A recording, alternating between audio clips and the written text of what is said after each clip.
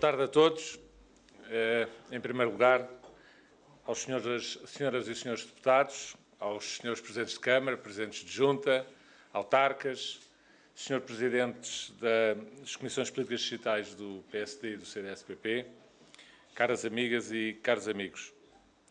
O objetivo destas jornadas, como foi explicado já pelos presidentes das Comissões Políticas Distritais, é partilhar, acima de tudo, com os militantes dos partidos da maioria que apoiam o Governo, partilhar com eles um conjunto de informação, que é uma informação que, como também já aqui foi dito, precisa de chegar às pessoas. Precisa de chegar às pessoas porque há muita contra-informação por parte dos partidos da oposição. A própria comunicação social muitas vezes não é simpática para com o Governo, omite muitas das realidades que o nosso país passou nos últimos anos e as transformações que o nosso país teve nos últimos anos, e é fundamental que sejam também os militantes dos partidos da maioria a passarem a palavra, a divulgarem aquilo que tem sido feito, a desmentirem muitas vezes a contra-informação ou a desinformação que por aí campeia, e para isso é preciso, obviamente, que os militantes estejam informados, é preciso que as estruturas dos partidos possam chegar às pessoas através de porta a porta, através dos seus vizinhos, através das suas ações, e é um pouco isso que se pretende com esta iniciativa. Portugal, de facto, em 2011, quando esta maioria chegou ao Governo, estava numa situação dramática. A situação era uma situação de bancarrota, como sabem, que levou o Governo de então, o Governo Socialista, a ir de mão estendida a Bruxelas, pedir aos seus parceiros apoio e ajuda financeira para poder solver as suas obrigações imediatas, não só externas como internas, as suas obrigações para com salários, para com pensões, para com pagamentos que era preciso fazer dentro do país. De então para cá, com a subida ao Governo da atual maioria, do PSD e do CDS-PP, foi possível inverter totalmente esta situação. Foi possível, na primeira fase desta legislatura, que infelizmente durou quase a legislatura toda, foram 3 anos, até maio do ano passado, foi preciso cumprir um programa muito rigoroso, com imensos sacrifícios impostos aos portugueses, para recuperar, como já aqui foi dito, a credibilidade e a confiança necessária para que o país possa passar por uma fase diferente, para uma fase seguinte. O Dr. Pedro Passos Coelho, o nosso Primeiro-Ministro, dizia no discurso de posse, em junho de 2011, que a magnitude da tarefa que o país tem pela frente era algo que não se podia fazer num único mandato. Eram precisos pelo menos 2 mandatos para realizar essa tarefa.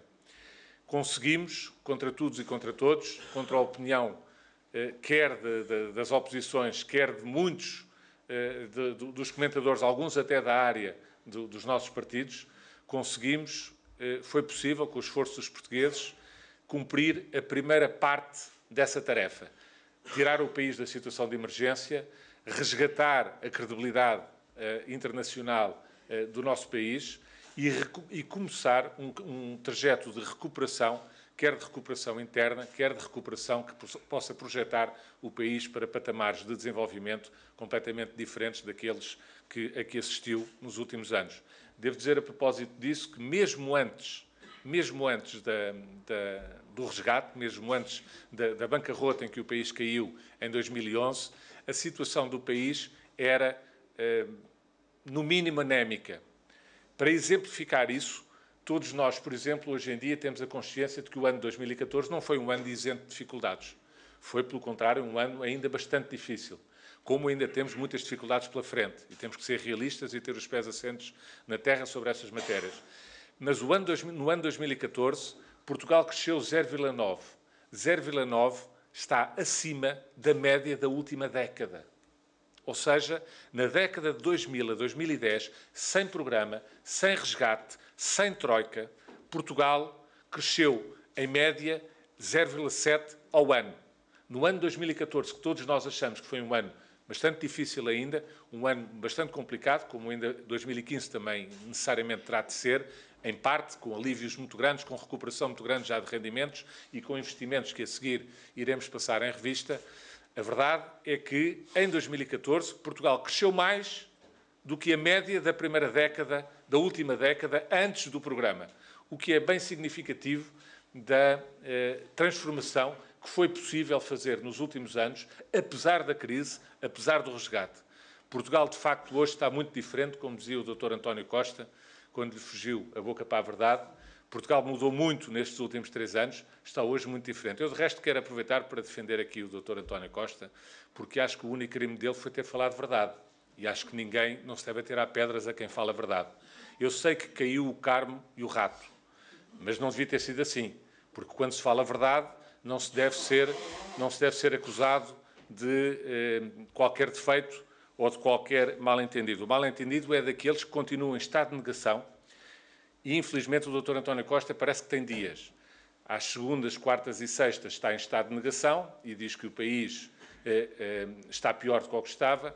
Às terças, quintas e sábado, aparentemente, sai desse estado de negação e fala a verdade. Eu espero que esta intermitência, esta bipolaridade, possa ser superada nos próximos tempos e que possamos começar a ter, da parte do principal partido da oposição, uma atitude mais responsável, porque é aquilo que o país precisa nesta nova etapa, no trabalho que ainda temos pela frente. Vencemos a primeira etapa, como eu vos disse, que era a etapa da situação de emergência em que o país estava, em que era preciso retirar o país da situação dramática em que se encontrava, e agora precisamos de projetar o nosso futuro e criar riqueza e bem-estar que, ao longo da última década, não conseguimos criar. De facto, como eu vos referi, neste período inicial de emergência, não deixou de haver, em qualquer circunstância, de serem criadas e lançadas pelo Governo, por esta maioria, as sementes daquilo que é o novo ciclo em que agora entramos, que agora temos pela frente, depois de terminado o resgate, depois de terminado o período de ajustamento. Foram lançadas muitas reformas nestes últimos 3 anos, pese embora a situação muito difícil que o país atravessou, quer na área da concorrência, quer na área do mercado laboral, quer na área do sistema judicial e da reforma fiscal. Os objetivos destas reformas, necessariamente, foi de criar condições para que o país pudesse, uma vez libertado da situação de resgate, pudesse dar o salto e projetar-se para um período de crescimento completamente diferente do crescimento anémico que tivemos na década anterior, como eu vos referi, uma década em que o país não crescia, não por estar em dificuldades tremendas em termos financeiros, mas por força de políticas completamente erradas que apostavam no endividamento em vez de apostarem na criação de riqueza.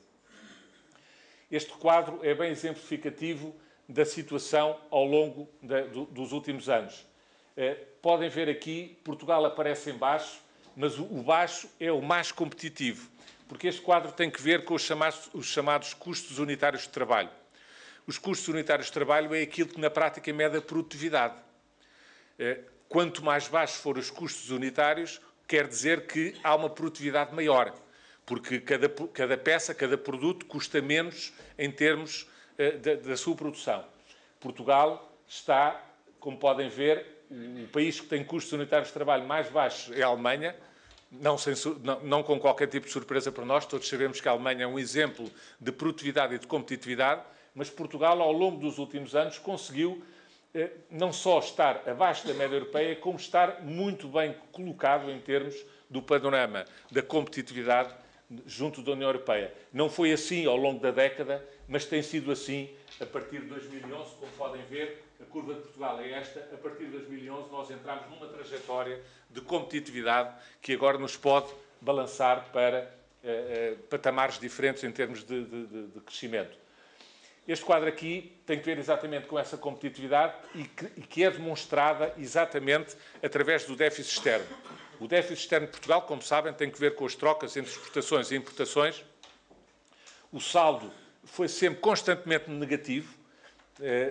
Este quadro vem desde 2008, em que havia uma perda anual de cerca de 11 pontos percentuais em percentagem do PIB na nossa balança corrente e de capital com o exterior, e o que obviamente se traduzia num progressivo e sucessivo endividamento do país, que nos trouxe à situação de bancarrota em 2011. O endividamento era constante, era permanente, porque havia um déficit de competitividade do país que gerava estas diferenças.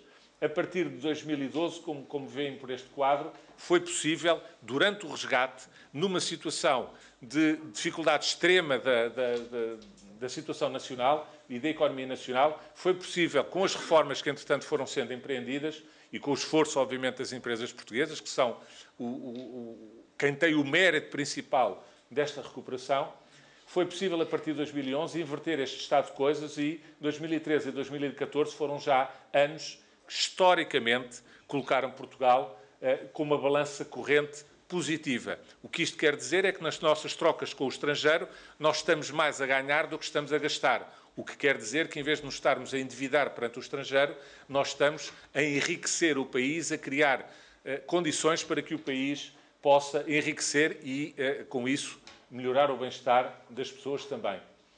Estes quadros aqui têm que ver exatamente com as exportações que vos falava. O crescimento das exportações está ali exemplificado. O valor que as exportações tinham em percentagem do PIB em 2009, 2010, a partir de 2011, tem havido um crescimento sucessivo. Aquele tracejado é o tracejado das importações.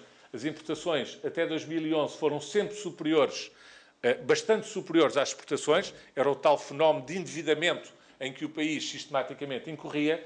A partir de 2012, essa situação inverte-se e 2013 não está ali naquele quadro, mas 2014 melhorou ainda mais.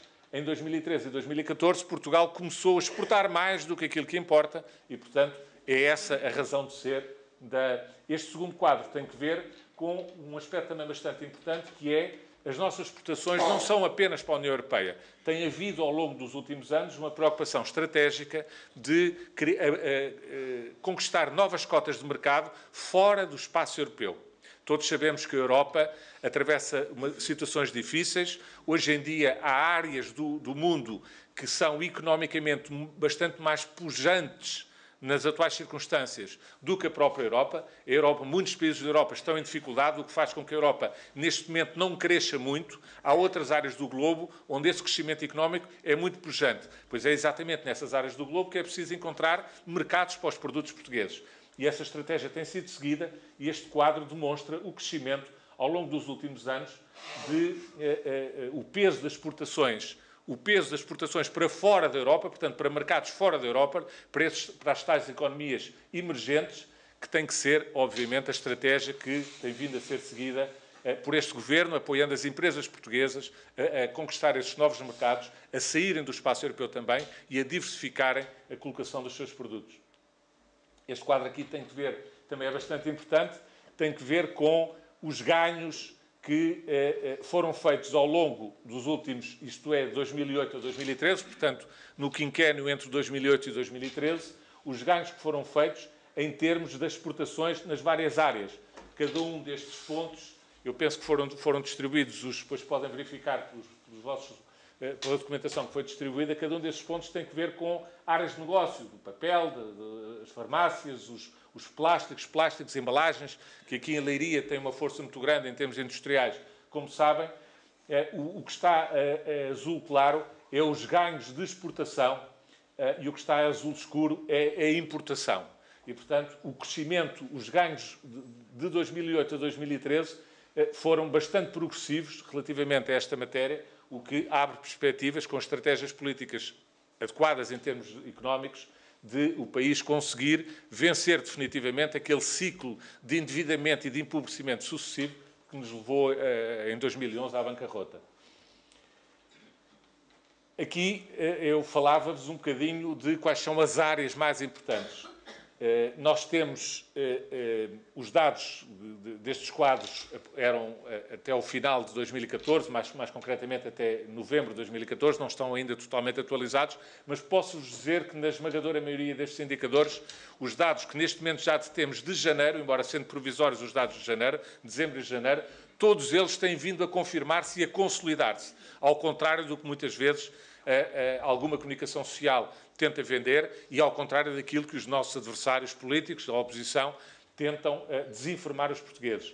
A área do turismo é uma área extraordinariamente importante, porque a área do turismo, como sabem, vale como exportação, vale porque o turismo são bens transacionáveis, vale em termos económicos como bem transacionável e, portanto, compensa muitíssimo a balança de pagamentos com o exterior.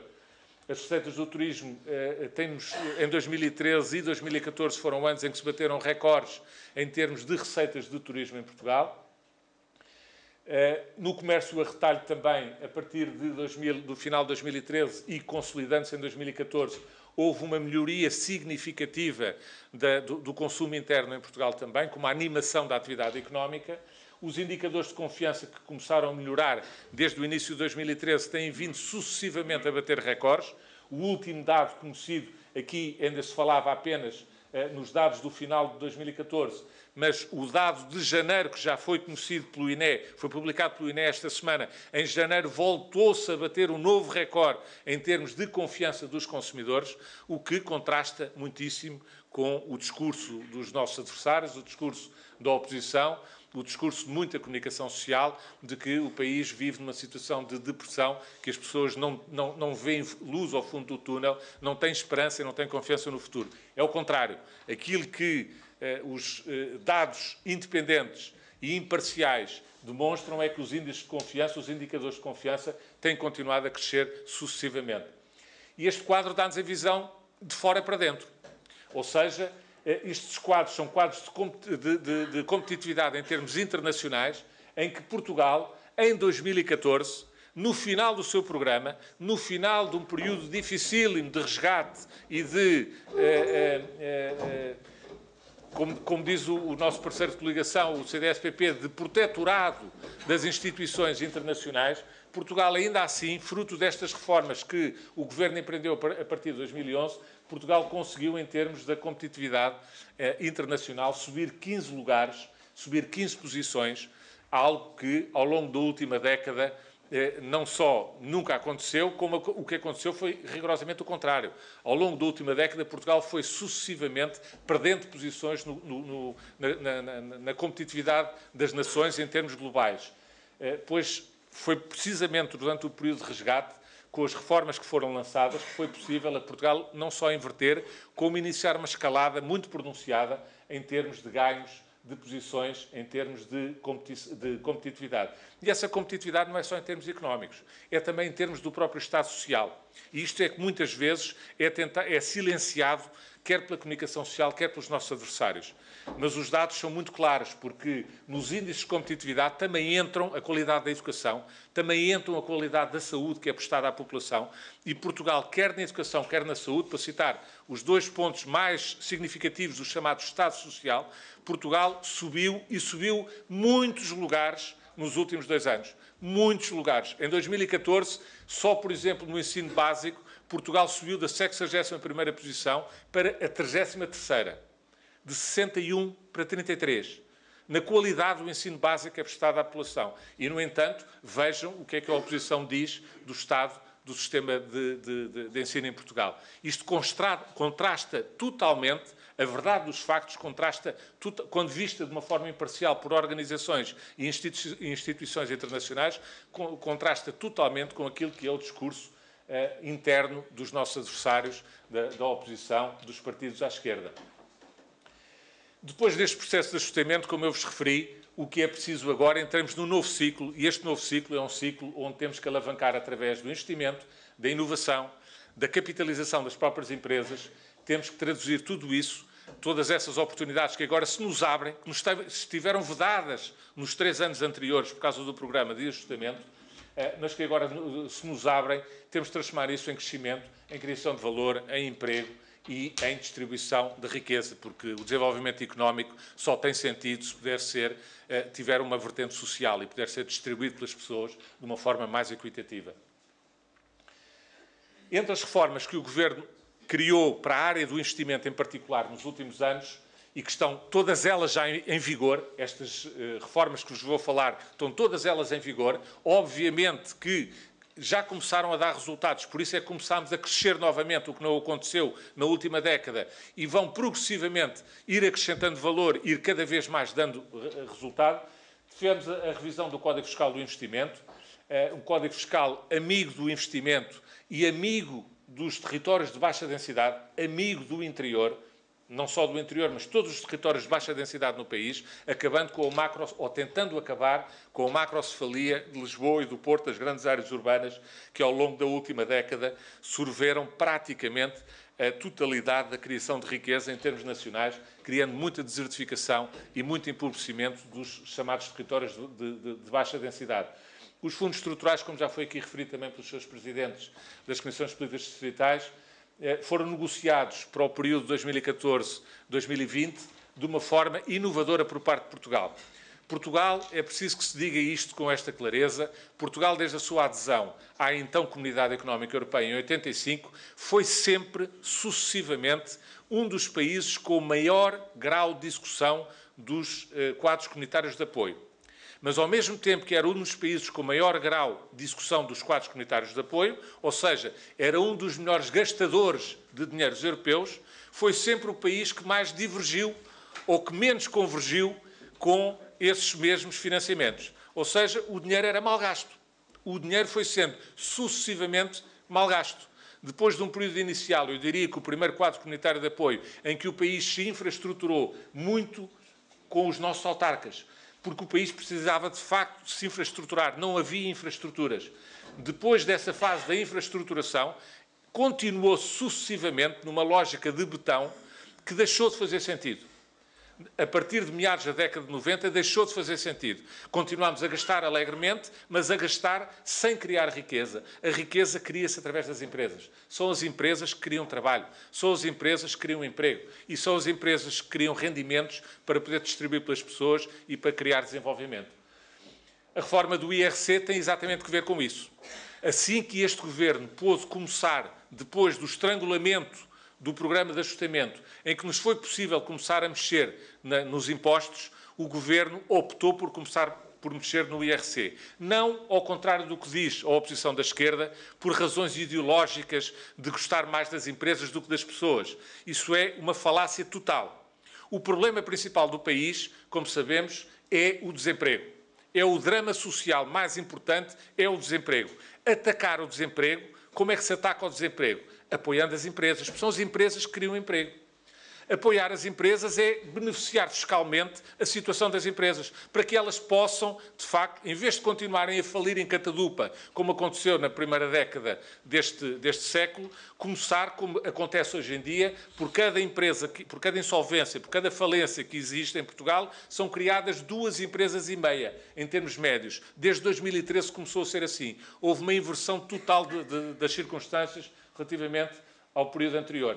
A reforma do IRC é gradual, é progressiva, como não podia deixar de ser, vem de 25%, que era a taxa de IRC até 2013, depois do Parlamento ter aprovado esta reforma, caiu em 2014, peço desculpa, para 23%, no orçamento para 2015, em que já estamos, cai para 21%, com as majorações que são feitas para os territórios de baixa densidade, como podem verificar, é a majoração mais importante de todas, é uma majoração de 10%, sempre que os investimentos sejam feitos em territórios de baixa densidade. Os territórios de baixa densidade são aqueles que têm ou abaixo de 75% da média nacional de poder de compra ou que tenham menos de 100 habitantes por quilómetro quadrado. Todos os territórios que tenham uma destas duas circunstâncias são considerados territórios de baixa densidade, onde os investimentos têm estes benefícios fiscais que aqui se apontam. Mas, para além dos benefícios fiscais aos territórios de baixa densidade, temos também os benefícios fiscais à criação de emprego, porque, como eu vos disse, essa é a grande prioridade. Também há uma majoração que é progressiva à medida que o investimento seja um investimento criador de novos postos de trabalho. Quanto mais postos de trabalho forem criados, maior é o benefício fiscal para as empresas que o façam. E esta é a reforma feita no Código do IRC e no Código Fiscal ao investimento. Também, em termos do Imposto Municipal sobre Imóveis, houve também melhorias, todas elas sempre no sentido de melhorar a competitividade das empresas. Alterações também em termos fiscais para as novas empresas, chamadas startups, que têm nos primeiros 3 anos, para todo o investimento que façam para a consolidação da sua atividade, podem ter isenção total de IRC, pagar uma taxa de 0% em IRC, exatamente para favorecer a instalação de empresas, a criação de emprego, o empreendedorismo, que tanta falta faz no nosso país para que se possa alavancar uma fase nova de crescimento. Vou passar mais rapidamente, isto são tudo decomposições dos... aqui entramos já no Portugal 2020, que tem vários eixos de apoio, como sabem, como foi aqui referido já pelos senhores Presidentes. O principal deste novo quadro comunitário é que, desta vez, o essencial do dinheiro vai para criar a riqueza, vai para as empresas, para criar competitividade e produtividade nas nossas empresas, com isso criar empregos mais sustentáveis e mais riqueza para as pessoas. O essencial vai, de facto, para as empresas, como está demonstrado neste quadro. A área agrícola, o investimento agrícola também é uma das prioridades inovadoras no novo quadro comunitário, no Portugal 2020, com apoios muito significativos, quer para jovens agricultores, quer para a capacitação, para o aconselhamento, para os investimentos em explorações agrícolas. Enfim, têm nestes quadros o essencial, de uma forma sintética, dos eixos principais, onde o dinheiro do Portugal 2020 vai ser posto à disposição das pessoas. Além disso, é preciso ter atenção também que, para além das questões quantitativas, em termos qualitativos, há também uma alteração muito importante no novo quadro de investimentos que resultará do Portugal 2020. Em primeiro lugar, uma muito maior celeridade. A partir de agora, ao contrário do que acontecia antes, está claro nos regulamentos que qualquer requerimento de um empresário ou de um cidadão que queira criar a sua empresa e candidatar-se a fundos comunitários tem que ter uma resposta em 60 dias. E os pagamentos serão efetuados em 45 dias. Isto tem uma consequência, que é para não ficar apenas no papel. Está escrito preto no branco que, anualmente, nas auditorias que são feitas a cada um dos programas comunitários, os gestores que não tenham cumprido estes prazos são demitidos automaticamente. Preto no branco. Desta vez é para levar a sério. Não é para arrastar os pés, não é para dizer que é bonito, pôs-se ali um prazo, mas depois esse prazo nunca é cumprido. Quem não cumprir é substituído. O gestor perde o seu lugar, o gestor do programa comunitário perde o seu lugar, está na lei, perde o seu lugar se não cumprir estes prazos. Além disso, simplificação, previsibilidade, porque a previsibilidade é que acrescenta transparência. Agora, ao contrário do que acontecia de antes, que os empresários andavam muitas vezes quase que a pedir por favor aos gestores dos programas operacionais e dos programas regionais para saber quando é que ia abrir novas candidaturas, porque ele queria candidatar a sua empresa, o seu empreendimento, a sua iniciativa a novos fundos comunitários, e aquilo estava sempre ali um bocadinho no segredo dos deuses. O segredo dos deuses que depois dá, como falava o Dr. Fernando Costa, com muita razão, muitas vezes é o campo fértil para a corrupção. Quando as coisas não são feitas de forma transparente, quando todas as pessoas não têm uma situação de total igualdade perante as oportunidades, abre-se um caminho, abre-se um espaço para jogo debaixo da mesa, para jogo sujo, para a corrupção, para a criminalidade. É tudo isso que se pretende evitar no novo quadro, na aplicação do novo quadro comunitário, e as regras que estão estabelecidas nos regulamentos que foram aprovados relativamente a este novo período apontam rigorosamente para isso. Já falámos também da reforma do IRC. Esta é a decomposição que eu vos falei há pouco, de 2013, 25%, que era o ano de base. Em 2014 baixou para 23%, em 2015 já estamos em 21% e até 2018 pretendemos chegar aos 17%, 19%. Esta estabilidade fiscal é muito importante para que as empresas possam programar os seus investimentos. Todos sabemos que a generalidade dos investimentos das empresas tem prazos de amortização que não se contam por meses, contam-se por anos. E, portanto, a previsibilidade para o investidor é fundamental para ele saber exatamente, no período de amortização do seu investimento, quais são as regras fiscais com que pode contar. Esta previsibilidade é, portanto, fundamental e eu lamento profundamente que o Partido Socialista, por razões meramente conjunturais e de oportunidade eleitoralista, populista e eleitoralista, tenha rompido aquilo que era o consenso que tinha sido procurado e conseguido pela maioria, por este Governo, com o Partido Socialista, relativamente a esta estabilidade. Esperamos que nas tais terças, quintas e sábados o Partido Socialista volte a este consenso. Outro instrumento muito importante para o investimento é o chamado a Instituição Financeira de Desenvolvimento, vulgo conhecido na comunicação social como o Banco de Fomento. é uma instituição financeira criada agora neste programa de fundos comunitários, Portugal 2020, com um capital inicial de 100 milhões e que irá gerir 1.500 milhões dos programas comunitários. Irá gerir no sentido de financiar as empresas que precisam de apoios para arrancar com os seus projetos.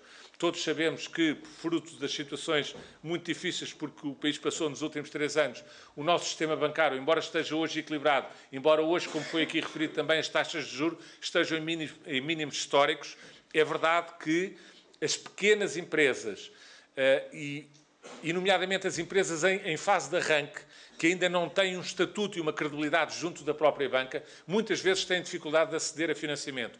Esta instituição financeira de desenvolvimento vem exatamente colmatar e procurar complementar essas dificuldades de alguns empresários conseguir financiar-se junto da banca através de esquemas complementares desta instituição financeira para poderem alavancar o seu projeto, candidatar-se aos fundos comunitários e, através disso, arrancar com a sua iniciativa. Não ficamos, obviamente, apenas pela área da economia. O Portugal 2020, os investimentos também são investimentos muito importantes no capital humano, nas pessoas. Investimentos quer nos apoios à contratação às empresas, quer no empreendedorismo para que cada um possa, querendo e tendo capacidade para isso, avançar com o seu próprio negócio, quer nos estágios que são o prelúdio da entrada no mercado de trabalho, o primeiro contacto com o mercado de trabalho, que hoje em dia tem já uma taxa de retenção. Por taxa de retenção entende-se, olhando para o número de jovens que têm um estágio numa empresa, quantos deles, terminado que seja o estágio, conseguem ficar com um posto de trabalho.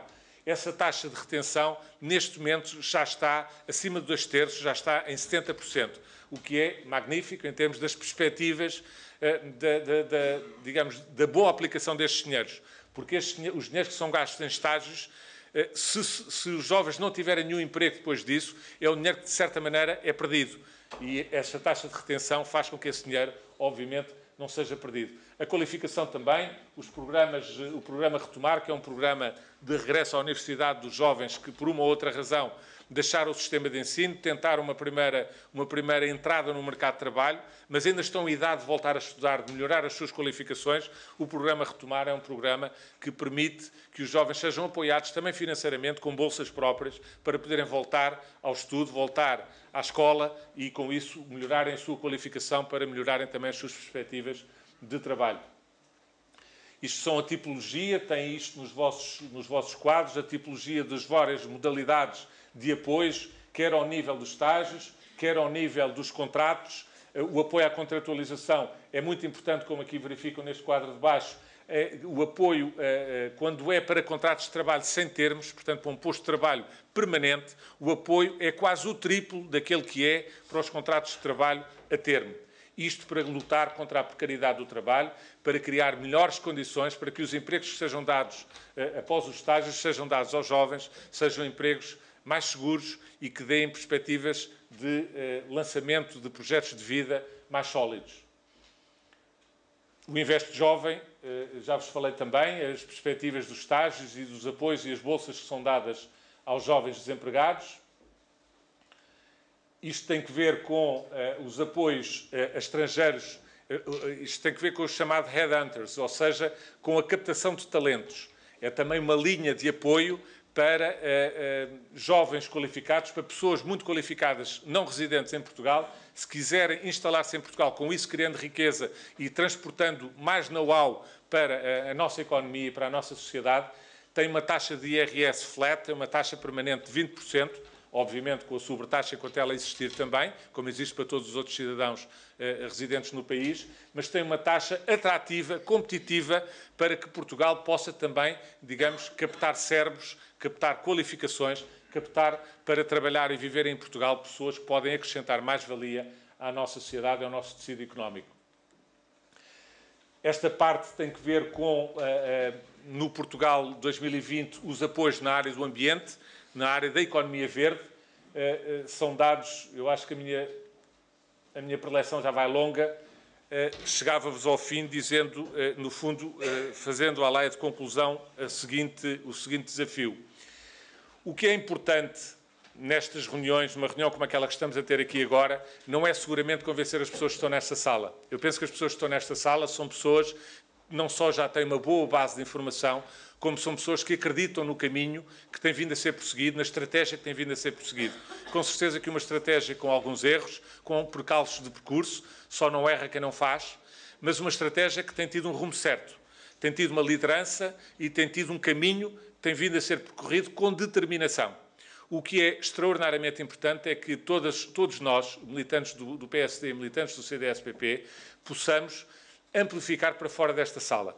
Dizia há pouco, penso que o nosso amigo Presidente da Comissão de Política Digital do CDS-PP, que há problemas de comunicação. Pois há. E os membros do Governo não conseguem falar com 10 milhões de portugueses.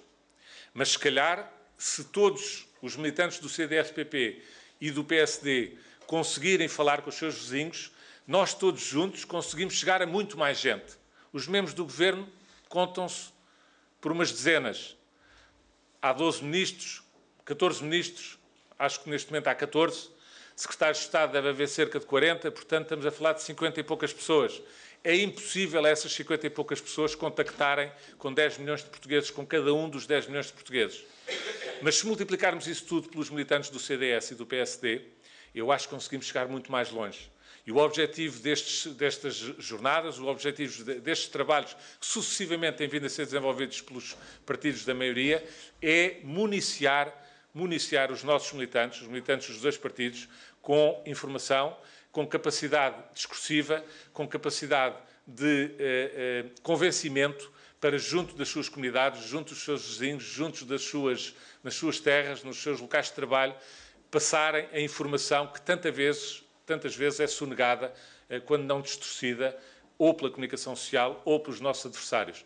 É uma batalha que compete a todos nós, compete em primeira linha seguramente a quem tem responsabilidades de direção, quem tem responsabilidades de governação, mas precisamos da vossa ajuda, precisamos da ajuda dos partidos para levar a bom porto esta nossa tarefa. O país não pode ficar por esta primeira fase de resgate da situação de emergência. Temos um trabalho, pelo menos 2 legislaturas pela frente, e é muito importante que consigamos não desviar o país do rumo que nos trouxe até aqui, que inverteu todos estes dados que aqui passámos rapidamente em revista e conseguirmos deixar para os nossos filhos algo que os nossos pais deixaram para nós. Um país melhor, condições de vida melhores, bem-estar melhor e perspectivas ainda melhores para a frente e para o nosso futuro coletivo. Muito obrigado.